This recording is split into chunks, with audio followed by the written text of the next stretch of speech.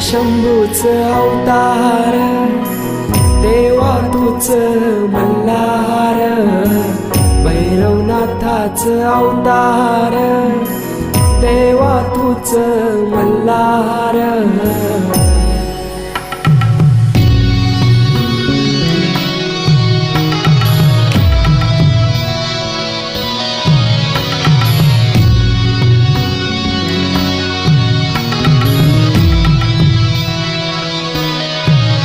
ठेवून बाणाई पहिल्या पायरीला, घेऊन मानसा देवी संगतीला, वध करूनी मनी मल्ला